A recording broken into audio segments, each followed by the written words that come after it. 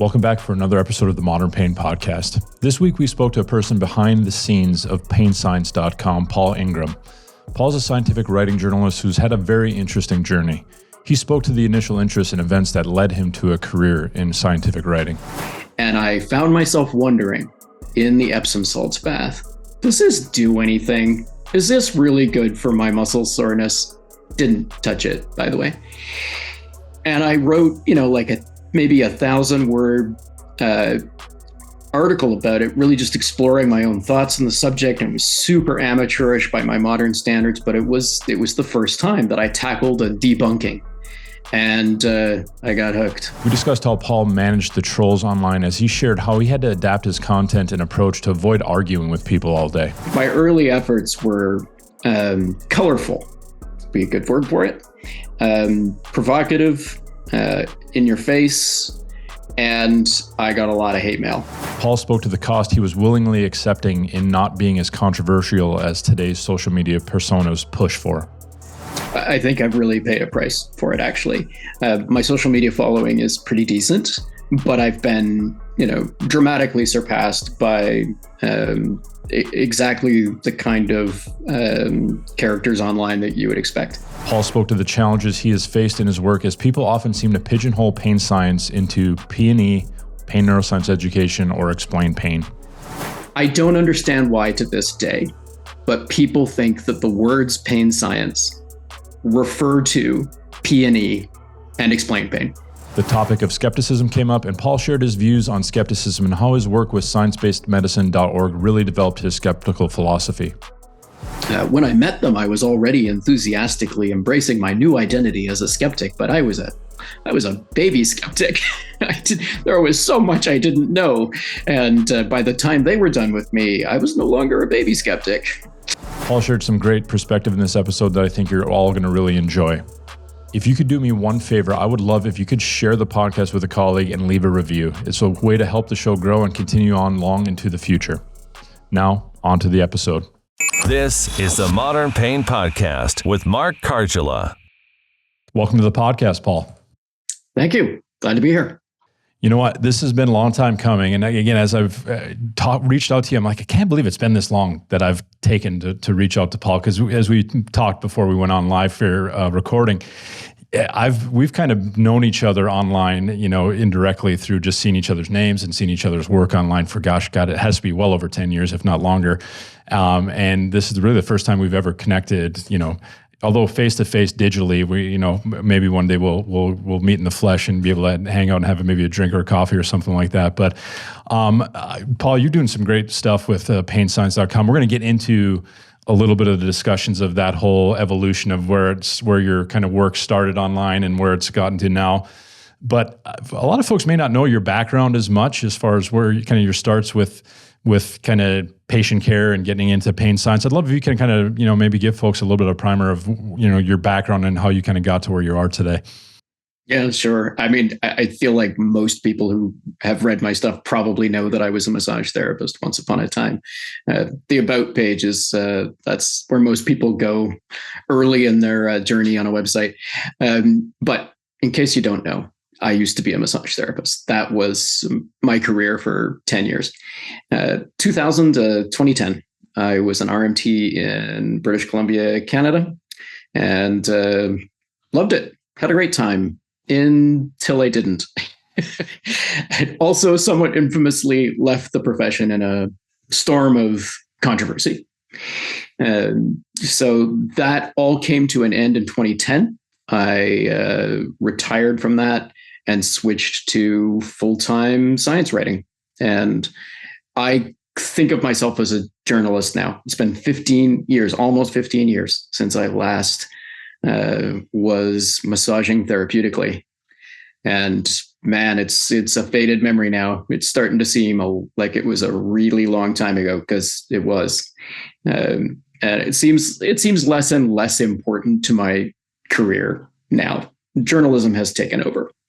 I read, I research, I write, and I've been doing that all day, every day for 15 years without massaging anyone. So massage therapy is history for me.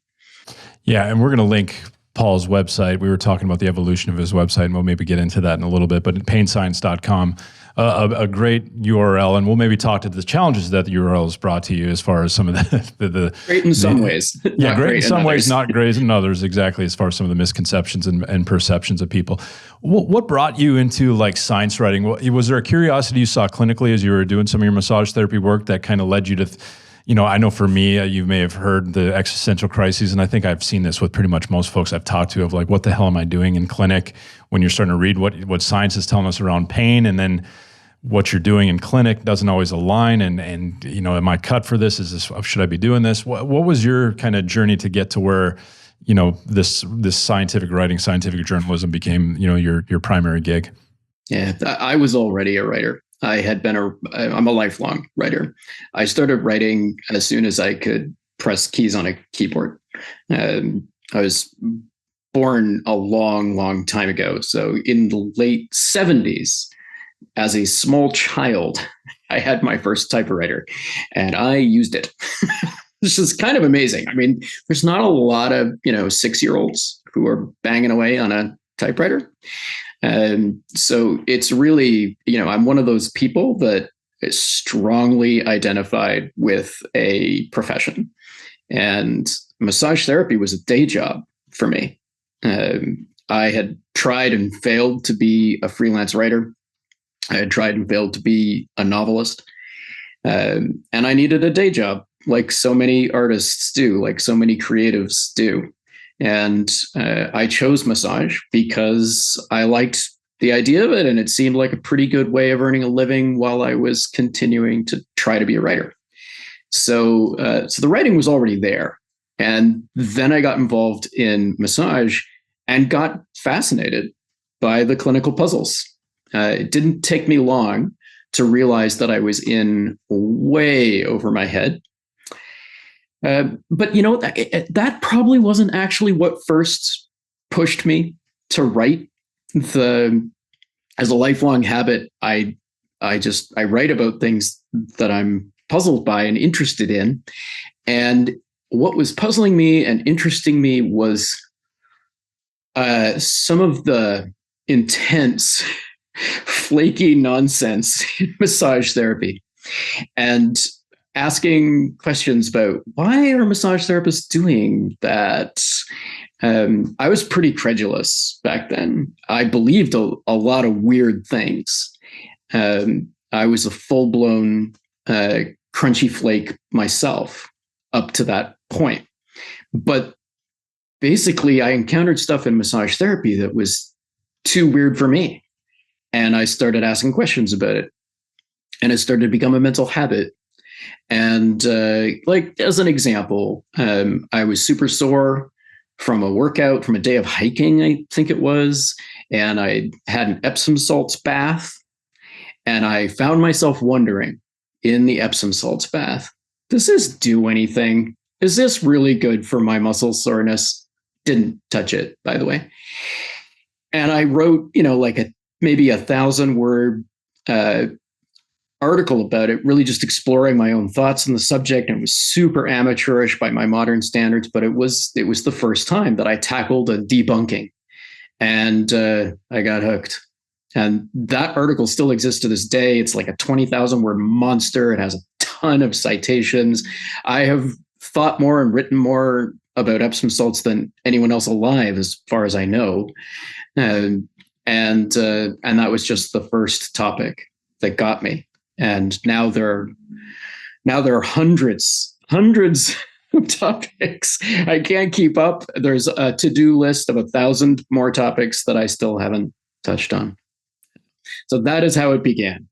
Nice. The typewriter brings back some fond memories, the old carriage return and some of the different things that, I talk to, like my daughter, it's a blank stare whenever she's like, it doesn't make any sense whatsoever. She just has known everything to be as digital as it has been. But the good old fashioned typewriter with the old whiteout, I remember learning keyboarding with the old typewriters in our high school. So yeah, that brings back a blast from the past.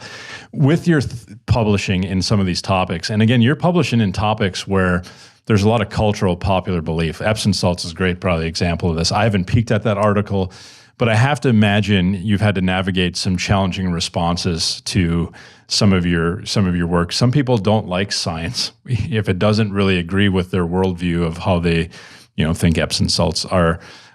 One, I mean, I'd love if you could share how much of that you deal with on a regular basis, and then what's been your strategy? I think, if we always just engage with everybody that disagreed with us, we, find ourselves a very unhappy, frustrating existence. I'm just busy. Busy for sure. And I think it's healthy, right? I think it's good to surround. I actually like keeping feeds of people I don't agree with on my social media and stuff, especially ones that I can have a respectful dialogue with. I don't mind disagreement. I think it's healthy. But what's been your experience with some of the disagreement and kind of responses to some of your, again, maybe challenging popular cultural beliefs around some of the pain topics? Yeah, I mean, I started out as a creative writer with just the hint of a feeling that I should probably have a footnote. So my early efforts were colorful, be a good word for it, provocative, in your face, and I got a lot of hate mail for a long time. My early work was very controversial and attracted a lot of fan mail and hate mail. It was very polarizing. That got really exhausting after a few years, especially when that moved to social media. And, for a little while there, circa 2012, it was just nonstop. There was just every day, all day was arguing with strangers online for a while. Didn't take me too long to decide I didn't really want my life to be about that. And there was a darker side too. There were legal threats and hassles and regulatory threats and hassles. That's why I left massage, because my professional regulator wasn't happy with the things that I was writing. They thought I had a bad attitude, and so it wasn't just getting poison pills in my inbox. It was, there were serious reasons to try to minimize the conflict and the drama.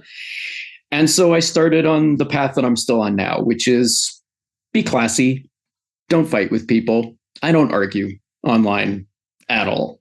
If someone comments on one of my Facebook posts with something, with some form of blatantly counterfactual information, I will step in and I will say what I believe to be the case, the truth.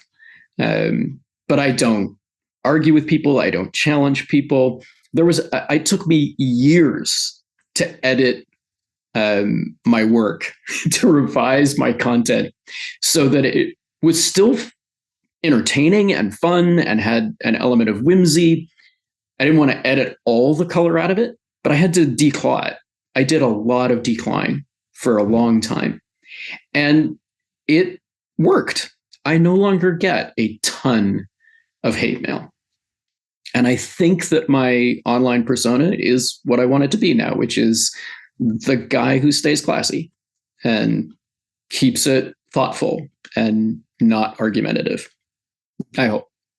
Yeah, which I appreciate with you. I think I've always seen you as somebody who's, carries themselves very well and kind of portrays yourself and your thoughts in a, very intellectually honest manner and doesn't get really pulled into the mud a lot. I'm wondering, with the social media world that we live in, where sometimes the polarization and the claws out stuff is what, some of the folks want to put out there. And if you look at any of this stuff, like if you really want to get followers and attract that stuff, it doesn't sound like that's really, you're more interested in developing, it sounds like, a readership or folks that are not into the polarizing, and which sounds like saves you a good bit of mental health, bandwidth as well. I'm just wondering, do you feel like that was something you had to sacrifice, like that whole, and it's not like you don't have a decent social media following, you have a solid social media following, but do you feel like the taking the teeth out of things is something that you've willingly done, knowing it may impact, that social media world that we live in, as far as your growth in that world? I think I've really paid a price for it, actually. My social media following is pretty decent, but I've been, dramatically surpassed by exactly the kind of characters online that you would expect. People who are, if you want to put it as nicely as possible, the brave ones, the ones who are loudly and constantly daring to directly challenge bullshit. I can admire that. But yeah, there's by keeping a very even tone and not being sensational, I think I've sacrificed a lot of growth. I could have 10 times the following that I do now if I wanted to be spicier, but I don't. I really don't. And so this is, there's at least two ways in which my career has been held back by my values and by my tastes, and that's one of them. And the other is, not being not the crass pursuit of attention through giving people easy answers and quick fixes. The old line, skeptics are always saying this, that if only we do away with our ethics, we could be rich, because it's easy to sell snake oil. So, but the tamer version of that is not necessarily selling snake oil, but I just refuse to give people what they really want, which is simple answers. And that has really probably seriously suppressed my ability to make a living. Yeah. And I admire you for your integrity and your ethics to, maintain that pursuit. I think it's tough, right? I know there's some people who are very, have found a way to maybe balance a little bit of that. I struggle similarly with what you see is like the keys to growth in social media. You really need to take a stand and really make it as simple. I'm sorry, science and pain isn't simple, and it's not meant to be simple. If the answers were easy, we wouldn't have problems with pain. We wouldn't have, the issues we have. So, kudos for you for standing up for something you believe in on that front. I'm wondering if we could circle back, because I thought it was fascinating, the evolution of your online writing career, especially with where you started on saveyourself.ca to what, now to Pain Science, and some of the challenges still that exist, like you said, and we spoke about before we went on, but I'd love to share that with the audience as far as kind of how it started. Obviously, Save Yourself CA, there were some obviously challenges you faced with that URL and drove you, and you had mentioned about 9 or 10 years ago almost, to change to painscience.com. And now that's given you some challenges as far as from a perception, maybe marketing, branding type perspective. I'm wondering if you can kind of share that journey with the audience. Yeah, sure. Yeah. So saveyourself.ca was the original website name. I actually had a couple of others. I think mindbodyguide.ca was one. And I had something good for my massage therapy practice in Vancouver. I can't remember what it is right now, but it was great. I remember people being envious of it. It was early days, right? Hardly anybody had a website back then. Save Yourself was I didn't think much about it. And I regretted it almost immediately after creating it, and then lived with it until 2015, kind of cringing the whole time. I built a business. I had several ebooks that were selling nicely from about 2007 to 2015, all on that name, Save Yourself, which has, I just don't care for the vibe. It directly implies exactly what I just said I don't want to do ever, which is give people easy answers. I want to help people, but I don't want them to think that they can save themselves just by reading an article that I've written. So I don't care for that. It overpromises. And I think that it's really hard to deliver in my business. So I try not to promise much, because I think that it's really hard for people to solve difficult pain problems. So I ditched Save Yourself in 2015, which was entrepreneurially catastrophic in a couple of ways. It was an SEO disaster for no apparent reason. I had consulted with an expert. I spent, I think it cost me about $5,000 to work with that expert before, during, and after the transition, which was disastrous. We firmly believed that there would be no problem with my Google page rank, that my articles would continue to show up on the first page of many searches. They didn't. In fact, Google practically got rid of me entirely, and it took, I never recovered. The website never recovered from that transition. I got back to a point, where I could do okay, but it was an SEO disaster, and I've never figured out why. Tremendous amount of effort I put into trying to figure that out. Still have no explanation for what the hell happened there. Now, maybe of a little more interest to your audience, other than the SEO backstory, the name Pain Science, I chose that very carefully at the time. Put a lot of thought into it. I probably thought about it for, all of 2014 before I finally made the transition. And then almost immediately, like within a year, I realized I had made another huge mistake. Naming things is hard. And I could not have anticipated what was going to happen. And what happened is that pretty much at exactly that point in the history of our field, that's when people started to think that pain science was the same thing as pain neuroscience education and explain pain. Pain neuroscience education being the generic general concept for trying to treat pain by talking to people about it and how it works, and explain pain being the primary branded example of PNE. I don't understand why to this day, but people think that the words pain science refer to PNE and explain pain. And they don't. They just don't, unless you accept that popular usage defines words, which ultimately it does. And that's my problem, is that large numbers of people think that my website is about explain pain, that it's an explain pain website, that I'm like, part of Lorimer Mosley's empire. And I'm not. I like Lorimer. I respect him. I have been interested in his work for many years, but I write about a lot of stuff that has nothing to do with explain pain. And increasingly, I do have some concerns, some problems with PNE and explain pain.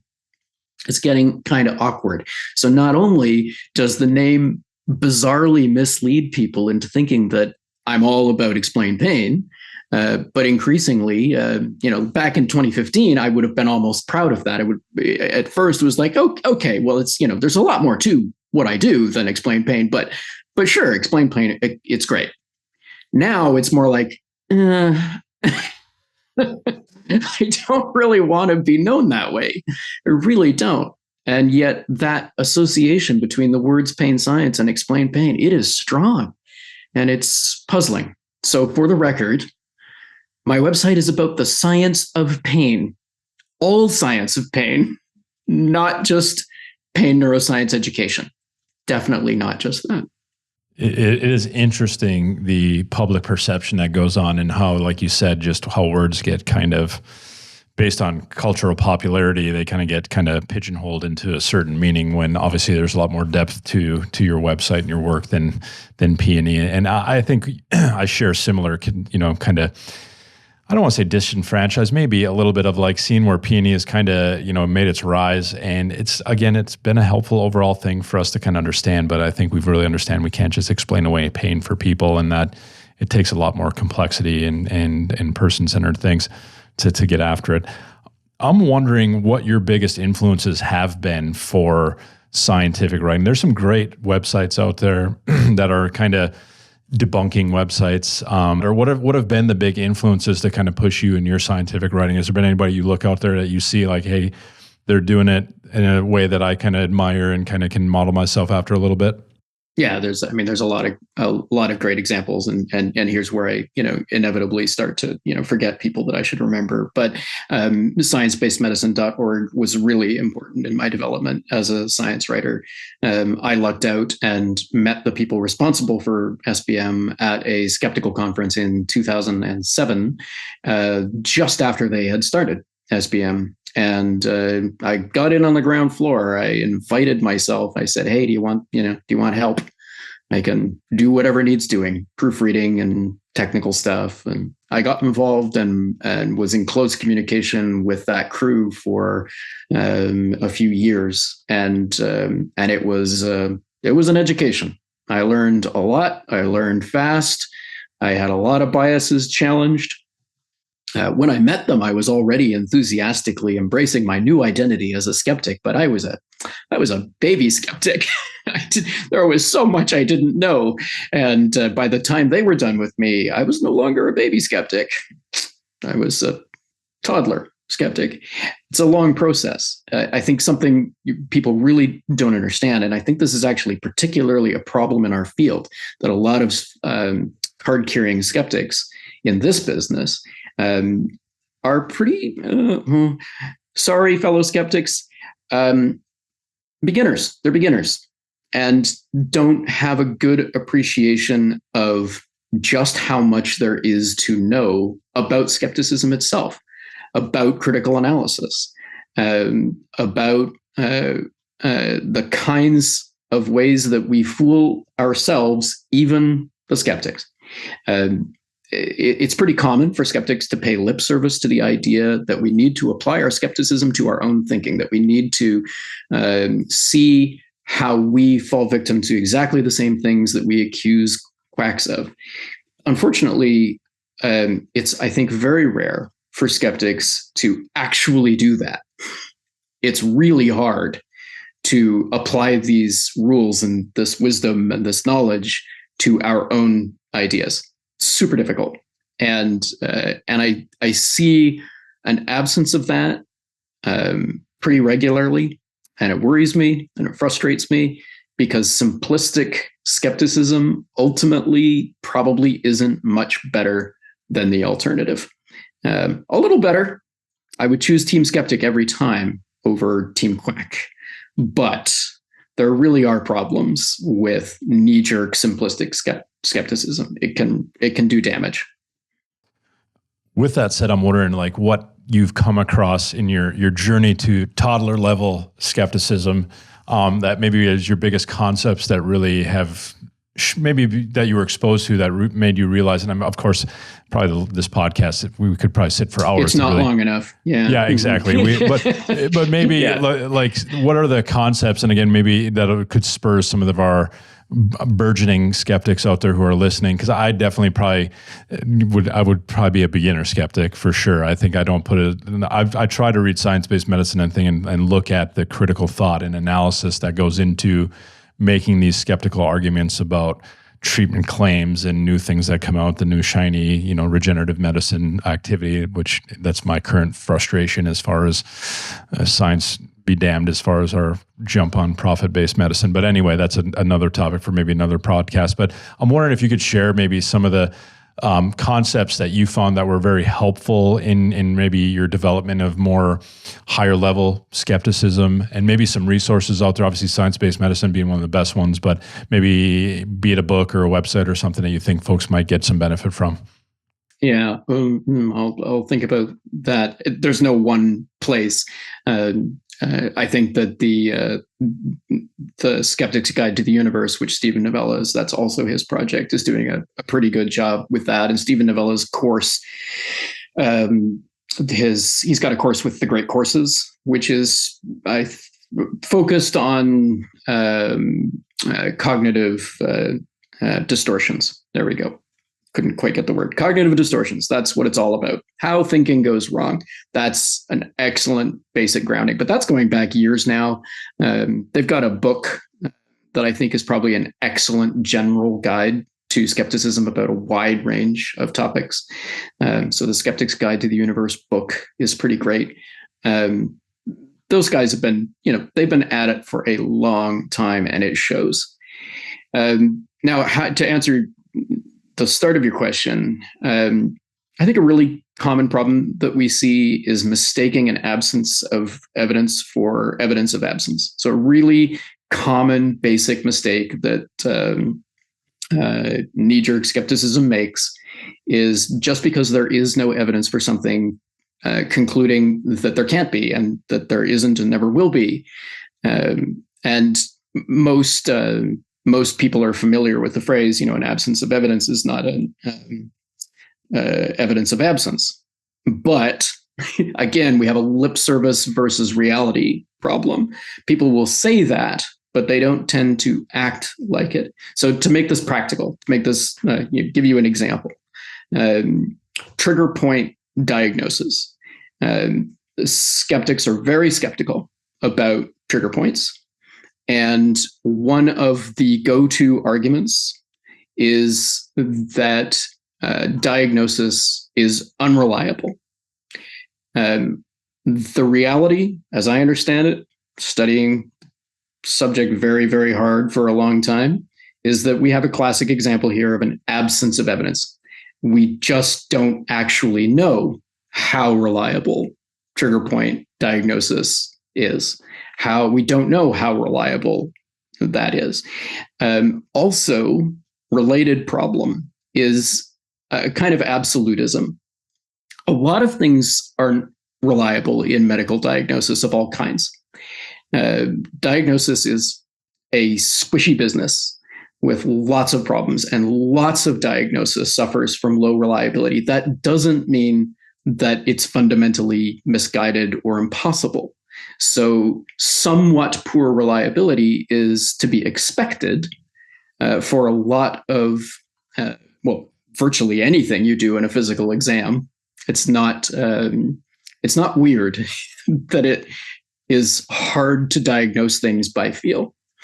We should expect that. But mostly there's just not adequate evidence on the topic, but you wouldn't know that from the way skeptics talk about it. It's almost automatic to just say it's not reliable, therefore there are no trigger points. That's the conclusion. And it's not necessarily wrong, but it is much too simple. There's way more to it than that. And I never see the nuance. And what I see is the skeptical agenda. The skeptical bias is strongly powering what is said about it. Their goal is to discredit the idea of trigger points, and they do that by saying it's not reliable because there's an absence of evidence on that. What we actually need is to study it properly and find out the truth. And that hasn't been done yet. It's just simply not clear. We cannot use the evidence one way or the other. But skeptics use an absence of evidence all the time to overstate the case against certain things. And I am cool with that when it's homeopathy. But there's a bunch of stuff in the gray zone in the middle in our business that is a lot more complicated than the most rank snake oils. Yeah.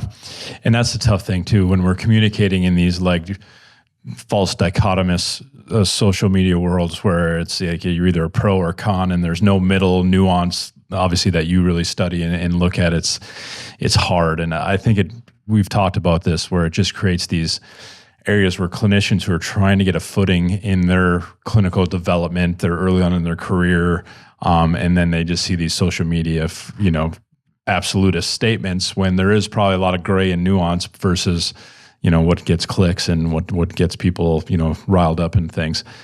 With kind of the skeptical approach, I got to imagine you get the nihilist tag thrown at you a bit, because I, being skeptical myself in a lot of ways, like, well, you're just saying nothing works, that nothing exists. No, we can't do anything with pain. And there seems to be these kind of knee-jerk reactions, and it often, when it's threatening one of maybe our pet intervention or maybe whatever, we're big homeopathy supporters or whatever. What's been your experience with the whole nihilist rebuttal that sometimes comes back when you're skeptical, and where do you think that comes from some of the folks that are kind of maybe lobbing it our way?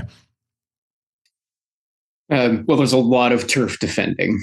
Right, that's probably the main motivation. Practically anyone who has ever said you're so negative, you don't think anything works, they're almost always defending something that they think does work.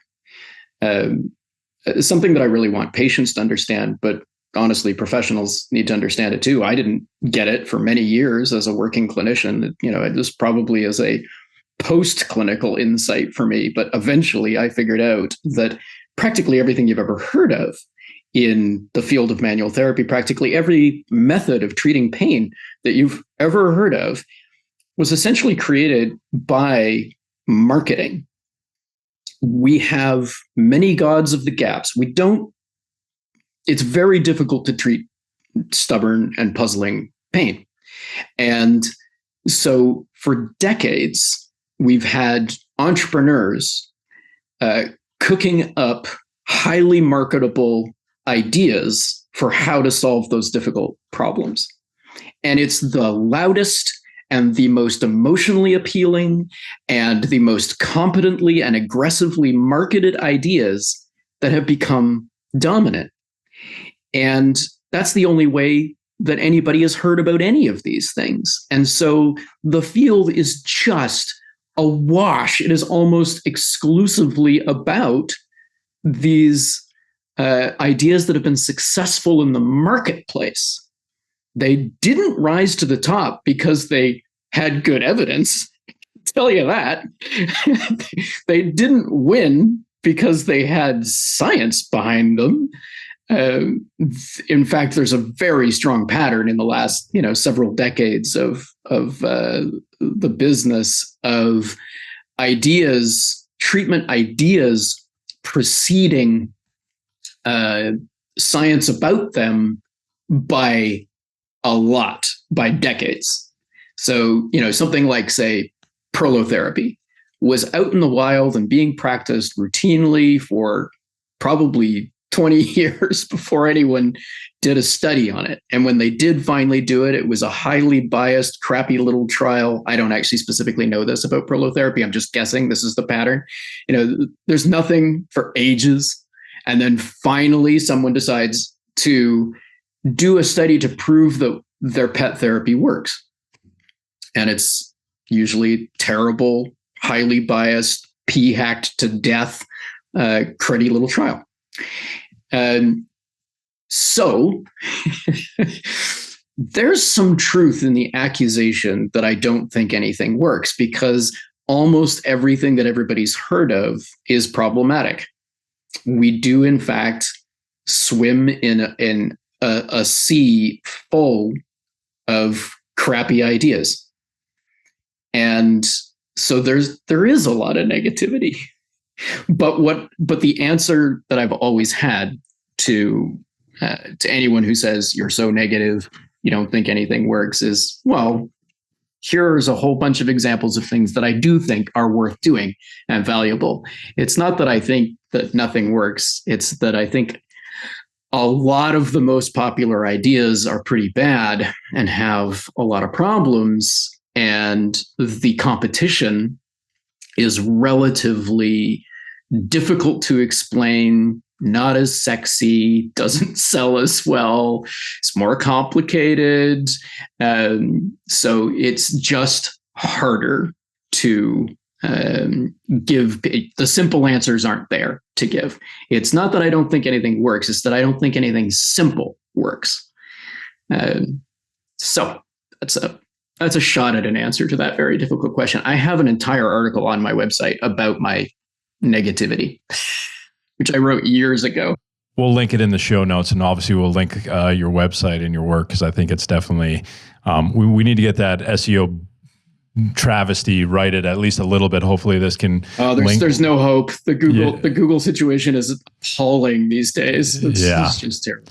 That's a bummer, man. I'm sorry to hear that went down. But I'm wondering, like, if you have any things like you don't have to give me any top secret projects or anything like that, but where do you think we need to be going as far as as a profession, and maybe professions around pain? Like what needs to be out there from an information standpoint for clinicians? Maybe it's something clinicians need to pick up, or topics that are out there that are just greatly understudied. Is there anything out there that you feel like, man, if we really want to move ourselves forward to better understand this nebulous, complex, emergent, complex phenomenon that is pain, anything that you would point folks to or kind of recommend folks to?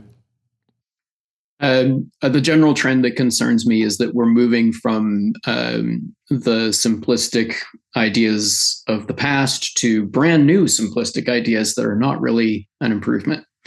And where we actually need to go, I think, is we need to learn a lot about physiology.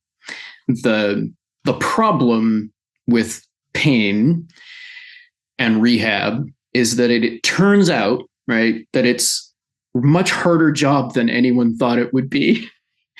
And the history of the field is grounded in the assumptions of structuralism, that the body is like a complicated machine that wears out and breaks down and needs to be aligned and balanced and fixed in various ways. And we had a few decades of that, and it remains the dominant paradigm. To an astonishing degree, that is still what both patients and professionals basically think about musculoskeletal medicine. That it's a kind of fancy mechanicking. But the progressive alternatives that have been quite strongly pushed in the last 10 to 20 years, I'm not sure that they're much better. And I don't think it's really an improvement to go from the simplistic bio perspective of structuralism to this simplistic psychosocial. My concern is that we're moving out of the frying pan into the fire. That instead of the simplistic ideas of the past, we've got new simplistic ideas. We've seen many laudable attempts by professionals to move beyond the structuralism of the past, but it doesn't feel like it's working out very well, because now we're also seeing legions of allegedly progressive professionals shifting the blame from visible flaws and fragility to psychology and the power of the mind, demonizing and overemphasizing stress and anxiety, which they're relevant, but they're rarely the root of the problem. And I think that this has resulted in a wave of ever more sophisticated ways of blaming patients for their pain, while trying not to sound like it. And getting quite clever at it. But what I hear from patients is that they still hear the subtext loud and clear, which is blaming the mind, which is all in your head. And I don't think this is an upgrade. And yet it's where I see it under the banner of progressiveness. I see us hurtling towards a new simplistic thing. And what we really need is to embrace the fact that most pain is attributable to pathology, and a lot of it is very hard to diagnose. And rare conditions are not rare collectively. There are a lot of rare conditions, and any one of them is rare, but collectively, they're kind of common. So it's, I think, amazing and disturbing how much pain is explained by subtle pathology. And yet that is not where you see the attention. That is not where you see the energy. Instead, you see people obsessed with the Curable app and with pain neuroscience education, which isn't necessarily wrong, but I think that we're really missing what really matters. And that basically, I think the implication is that treating pain is so hard that maybe, very, very challenging idea here, maybe the current crop of manual therapists aren't qualified. No one's qualified. We just don't have the training. Doctors don't have it either, although they're in many ways closer. If we need to understand pathology really well to wrap our heads around difficult pain puzzles, we've got a problem. All the manual therapies have an existential crisis if that's the case. That is for certain. I often think like the defined professional boundaries and their grouped of bits of knowledge just really greatly limit our ability to put together neurology, immunology, all these different fields that show that there's quite a big complex, multi-system dysregulatory situation where I think we need to see a blurring of some of these lines. And you see it a little bit with neuroimmunology. Gosh, you got psychoneuroimmunology and these different fields that are kind of burgeoning out of this need to, again, maybe the psychology, and again, we can talk about embodiment and things, how we embody our psychological world, and it creates physiologic change. I think I agree, need to not lose sight of physiology as well, because I do think there's definitely been, and I've mentored some newer clinicians where they've grabbed onto the explain pain bandwagon, the P&E bandwagon, and they go right to, well, this person just needs to live and deal with their pain. I'm like, they have a very treatable condition. You've kind of just like defaulted your clinical skills and said, oh, they're something that maybe you're not feeling competent to treat. You're just going to chalk it to, oh, this is just a persistent pain issue, and we need to teach them to live with it. So really appreciate your thoughts on that. I'm wondering what your thoughts are on like some of the professional limitations when it becomes piecing together this physiology, where even just physiology on its own probably isn't going to explain a lot of this stuff. Maybe how our mental world and physical world intersect and collide. Do you feel like that's maybe a missing piece of, obviously not just typecasting, well, it's all in your brain or it's all in your body, it's all the things, right? And these systems become, I mean, that's my thought, and you can definitely disagree, because I don't mind that at all. But yeah, I'm just curious where your thoughts are as far as like, maybe broadening physiology to not just the muscle and bones, that there's probably more to our physiology that gets affected beyond just, mechanics, I guess. Neuroimmunology would be the big, that's probably the easiest one-word answer to the question, neuroimmunology. Nothing's excluded. Everything that happens, but inside our skin is physiology. But I think that we have a problem with chronically underestimating what that means and just how wet and messy it is. And that seemingly mechanical problems are time and time again the tip of a physiological iceberg that we do not understand well. I'm pretty sure, no, I'm really sure. I will go so far as to say I know that we are missing big pieces still. I take that from the fact that, I don't know the number, but it's huge. Some staggering percentage of neurologist visits are inexplicable, right? People present with neurological symptoms all the time that neurologists cannot explain, cannot help, because they're rightfully preoccupied. Their knowledge and expertise, their training and clinical work is correctly completely consumed with dealing with the major known neurological disorders. But it's quite clear that there's more. And there just aren't enough patients with those problems for it to have become a thing. We don't even have names for some of the things that can go wrong. That's obvious. It's especially obvious in the age of long COVID. So we're missing big pieces. But I'm also pretty sure that most of those big pieces are physiological, and many of them neuroimmunological. And when I think about massage therapists, trying to help people in pain, that they really need to learn a bunch of physiology, I despair, because it's not going to happen. Yeah, it's a challenging situation for sure. Like you said, the manual therapists and existential crises that are inevitable with kind of where our understandings of pain kind of are moving. Definitely some things to think about. I'm wondering, we could talk about this for hours, really, and I would love Clearly, that. I have to come back. Exactly. Absolutely. I would love that. And I'd love to, if you could share, we've obviously shared your website, painscience.com.